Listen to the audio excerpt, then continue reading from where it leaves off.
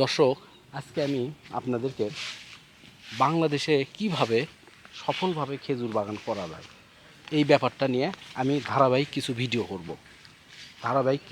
করব। আমি চাই বাংলাদেশের প্রত্যেকটা ঘরে ঘরে আপনারা না কিনে যেমন আমার বাগান আছে, আমার শাখার চারা আছে, এইরকম আমার কাছে থেকে না কিনে আপনারা নিজেরাই প্রোডাকশন করতে পারেন। আমি এই পর্বগুলোতে এইভাবে আপনাদেরকে উল্লেখ করে দিব যে কীভাবে এটা করা যায় এবং কেমন করে গুণগত মান ঠিক রেখে ভালো মানের খেজুর করা যায়। এইভাবে আমি পর্ব করতে থাকবো। তো যাই হোক, আজকে কিছু প্রথম পর্বতে আমি কিছু কথা আপনাদেরকে বলে রাখি। বাংলাদেশের মাটি খেজুর চাষের জন্য অনেক উপযোগী, বাংলাদেশের যে কোনো জায়গায়। এই মাটি সৌদির থেকে 100 গুণ ভালো। আর সৌদি খেজুরে প্রচুর পরিমাণে খাবার দিতে হয়, মাটির কোনো ভ্যারি করে না। আপনার মাটি যদি খারাপ হয় সমস্যা নাই, বাইরে থেকে প্রচুর পরিমাণে প্রত্যেক বছর যদি খাবার না দেন খেজুর ধরবে না। এটা সৌদি আরবেও দিতে হয়, আমাদের দেশেও আমরা দিই। তো এটা হচ্ছে বড় ব্যাপার। আর দ্বিতীয়ত, এই দেশের আবহাওয়া খেজুর চাষের জন্য উপযোগী, এটাতে কোনো সমস্যা নাই। রোগবালাই যেটা হয় সেটা সমাধান আছে, আমাদের ওষুধ অনেক ভালো। তো এটা নিয়েও কোনো অসুবিধা নাই। আর খেজুর বাগান শুরু করতে গেলে প্রথমে আপনাদেরকে কি করতে হবে সেটা আমি বলি। মাটি নিয়ে চিন্তা করতে হবে না, কোনো কিছু নিয়ে চিন্তা করতে হবে না, শুধু একটা উঁচু জায়গা বের করতে হবে। উঁচু জায়গা বের করে আপনাদেরকে এইরকমভাবে করতে হবে।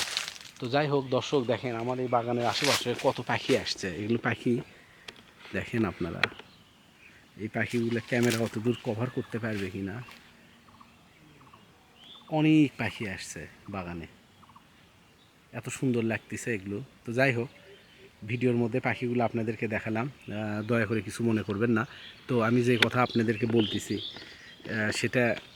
সেটা বলি আপনাদেরকে। খেজুর বাগান আপনারা করতে পারবেন, সেটা হচ্ছে যে খুব কম খরচে প্রথমে আপনাদেরকে বীজ সংগ্রহ করতে হবে বাহিরের দেশ থেকে। এটা বাংলাদেশ থেকে হবে না। এই জন্য বাংলাদেশ থেকে হবে না কারণ বাংলাদেশে যেগুলো খেজুর আসে সেগুলো এ গ্রেডের খেজুর না, সেগুলো নিম্নমানের খেজুর।